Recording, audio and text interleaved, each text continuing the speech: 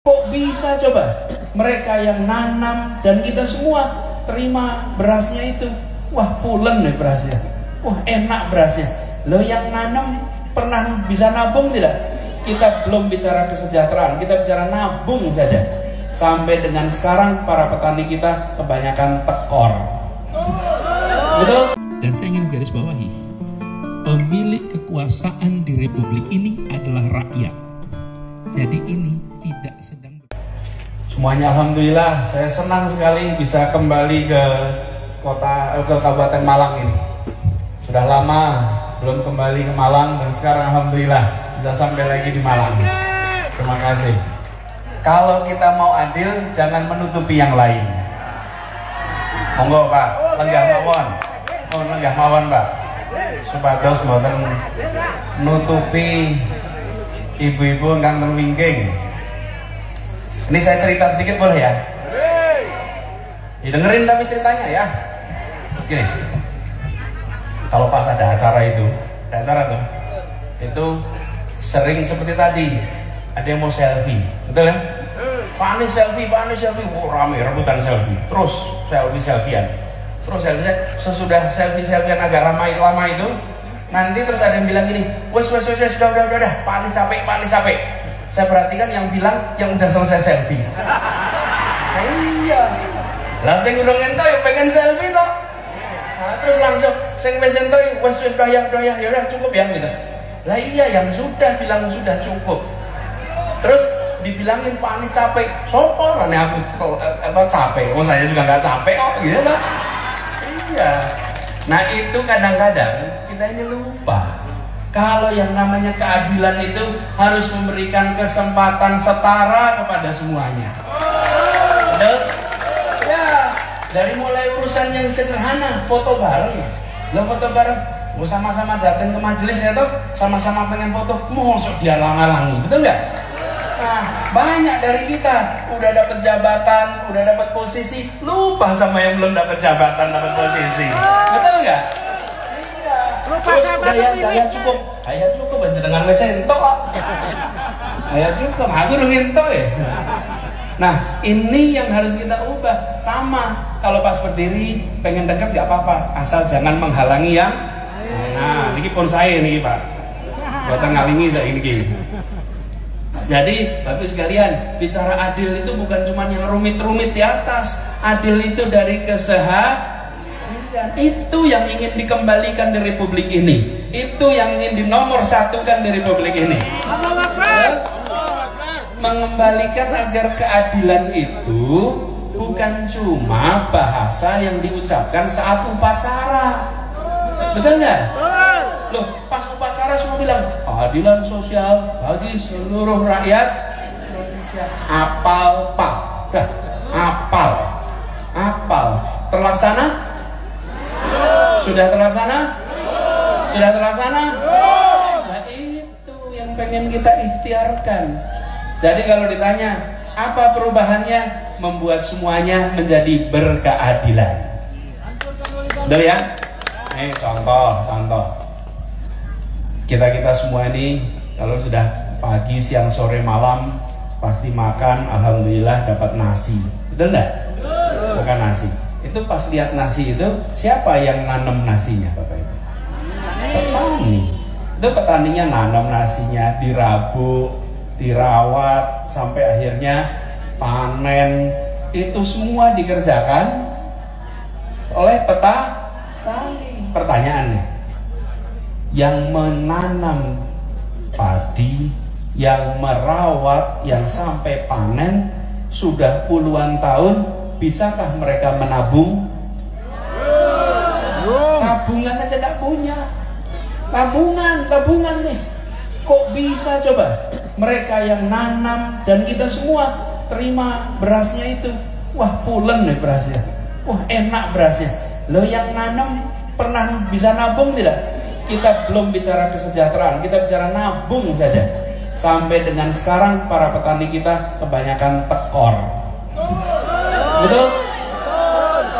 Loh, ini harus kita lihat sebagai masalah yang diselesaikan, bukan dianggap sebagai kenyataan yang dibiarkan. Bapak Ibu, kita ini sering punya masalah. Cuman saking masalahnya itu sudah lama, sudah tidak dianggap sebagai masalah. Oke, biyen ya jan ngono kok Mas. Kan biyen nek tani ya jan uripe angel Mas.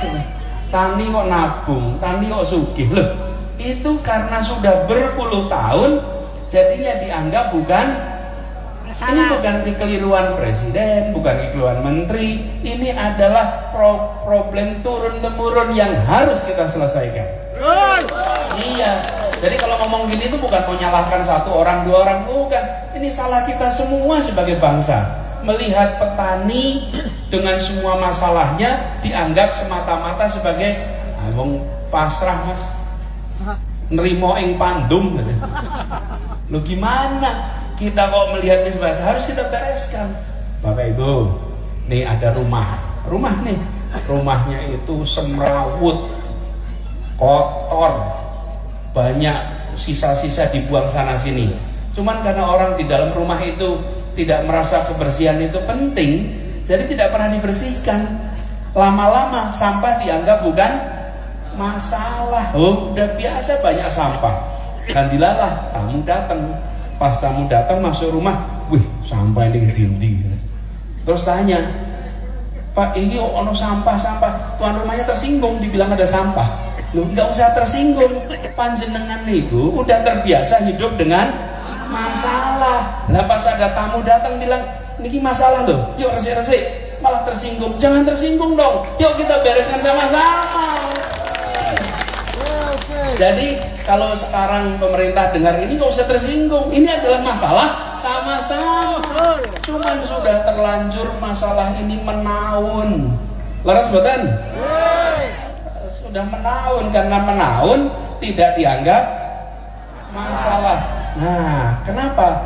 Karena kita tidak menerapkan prinsip keadilan di dalam tata kelola pertanian. Nah, kalau dari masukkan kata adil, gimana caranya supaya adil? Satu, yang nanam dapat rizki yang cukup, yang berjualan juga dapat cukup, yang membeli juga merasakan kepuasan. Nah itu. Terus Bapak Ibu sekalian, yang namanya adil itu bukan daki-daki, enggak. Ini urusan yang simple yang harus kita kerjakan. Tapi itu tidak bisa dikerjakan hanya oleh Pak Lurah, tidak bisa dikerjakan hanya oleh Pak Camat, tidak bisa dikerjakan oleh Pak Bupati. Ini harus dikerjakan dalam kebijakan nasional Republik Indonesia. Itulah sebabnya ini harus dibereskannya di tingkat nasional, pelaksanaannya sampai ke desa-desa. Jadi karena itu Bapak sekalian, saya dapat amanah nih. Kalau niku nampi amanah dados calon presiden. Kula nyuwun donga saking panjenengan sedaya. Mugi-mugi saged amanah. Mugi-mugi saged istiqomah lan mohon doa restu. Ah nih, bab mohon doa restu. Wonten cerita, boleh cerita ya? Jadi gini, ada orang mau maju jadi kepala desa, Bapak Ibu. Maju kepala desa, terus pasang foto baliho, tulisin mohon doa restu. Pasang baliho di desanya itu.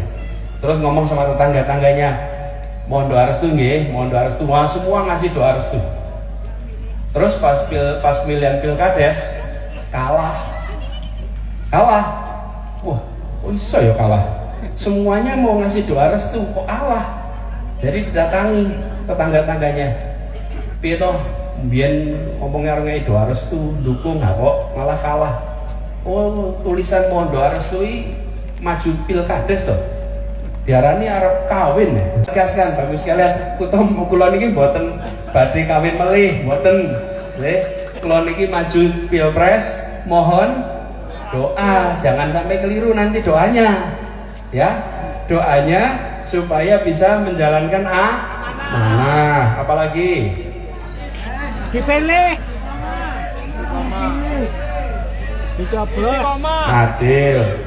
Untuk amanah adil harus apa? Harus jujur. Ya, supaya jujur, aman, adil. Ya harus terpilih. Harus apa? Dipilih. Harus apa? Dipilih. Ayo. Aneh terpilih piye Bapak Ibu? Ayo toh. Jadi kadang-kadang kita ini karena pengen sopan, toh.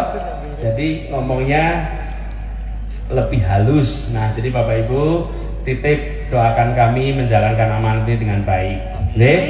Insya Allah yang diikhtiarkan adalah keadilan. Apa Bapak Ibu? Sekali lagi. Tadi contohnya petani, paham deh? Kita kepengen petani bisa nabung. Loh, saya kan semua tanya, ibu-ibu nih, kalau uang bulanan dari suaminya, uangnya nggak cukup, ibu-ibu bisa nabung tidak? Nah, bisanya malah apa? Ngutang di mana coba? Warung, bang. Ibu-ibu kalau ngutang di mana? Warung. Nanti pas dapat bulanan berikutnya mulai tutup lagi, betul lah?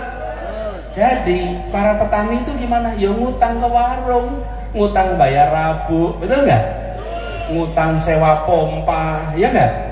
Loh, itu kejadian terus. Saya batin, lagi ini puluhan tahun, kapan bisa sejahtera? Wong nabung aja nggak bisa, nabung aja nggak bisa. Ibu-ibu kalau nabung nggak bisa itu nggak bisa ngecat rumah, nggak bisa dandani rumah. Kalau motornya rusak nggak bisa dandani, tidak punya tabungan. Jadi saya belum ngomong soal petani sejahtera nih. Kita targetkan petani punya tabungan, biar dengan tabungan bisa hidup sejahtera. Setuju? Nah, jadi begitu Bapak Ibu sekalian. Mohon doanya, mudah-mudahan ini semua lancar. Jangan